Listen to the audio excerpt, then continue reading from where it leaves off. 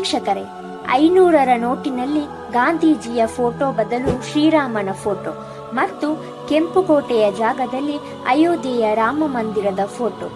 ಹಾಗಾದರೆ ಇಂತಹ ನೋಟು ನಿಜವಾಗಲೂ ಜಾರಿಯಾಗುತ್ತಾ? ಬನ್ನಿ ಈ ವಿಡಿಯೋದಲ್ಲಿ ತಿಳಿಸಿಕೊಡುತ್ತೇವೆ. 22 ಜನವರಿಗೆ ಅಯೋಧ್ಯೆಯಲ್ಲಿ ರಾಮ ಮಂದಿರದ ಪ್ರಾಣ ಪ್ರತಿಷ್ಠಾಪನೆ ನಡೆಯಿತು. ಅದರ ಮೊದಲು ಮಂದಿರಕ್ಕೆ ಸಂಬಂಧಪಟ್ಟಂತಹ ಬೇರೆ ಬೇರೆ ರೀತಿಯ ಕಲಾಕೃತಿಗಳನ್ನು ತಯಾರು ಮಾಡಲಾಯಿತು. ಅದರೊಟ್ಟಿಗೆ ಈ ನೋಟಿನ ಫೋಟೋ ಸೋಷಿಯಲ್ ಮೀಡಿಯಾದಲ್ಲಿ ವೈರಲ್ ಆಗುತ್ತಿದೆ. ಅದರಲ್ಲಿ 500ರ ನೋಟನ್ನು ಈ ರೀತಿಯಲ್ಲಿ ತೋರಿಸಲಾಗುತ್ತಿದೆ.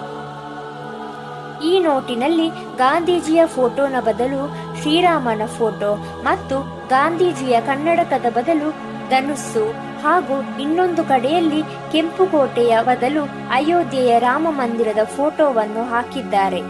ಅದರೊಟ್ಟಿಗೆ ಫೋಟೋದಲ್ಲಿ ಹೀಗೆ ಇರುವಂತಹ 500ರ ನೋಟು ಜನವರಿ 22ಕ್ಕೆ ಜಾರಿ ಮಾಡಬೇಕು ಎಂದು ಬರೆಯಲಾಗಿದೆ.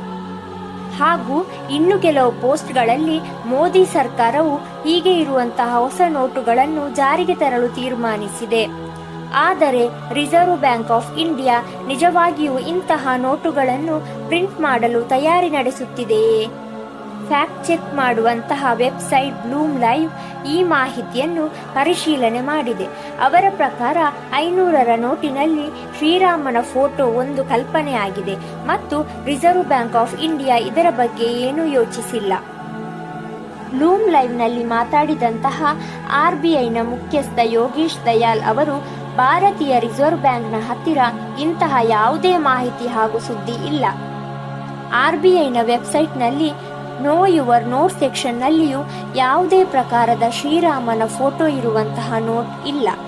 500ರ ನೋಟಿನ ಮೇಲೆ ಶ್ರೀರಾಮನ ಫೋಟೋ ಯಾರೋ ರಾಮಭಕ್ತನ ಕಲ್ಪನೆ ಆಗಿರಬಹುದು, ಆದರೆ ಇದು ಸರ್ಕಾರದ ವಿಚಾರವಲ್ಲ ಎಂದು ಹೇಳಿದರು. ನಿಮಗೆ ಈ ಮಾಹಿತಿ ಇಷ್ಟವಾಗಿದ್ದಲ್ಲಿ ಈ ವಿಡಿಯೋವನ್ನು ಲೈಕ್ ಮಾಡಿ, ಶೇರ್ ಮಾಡಿ ಮತ್ತು ನಮ್ಮ ಚಾನಲ್ ಅನ್ನು ಸಬ್ಸ್ಕ್ರೈಬ್ ಮಾಡಿ.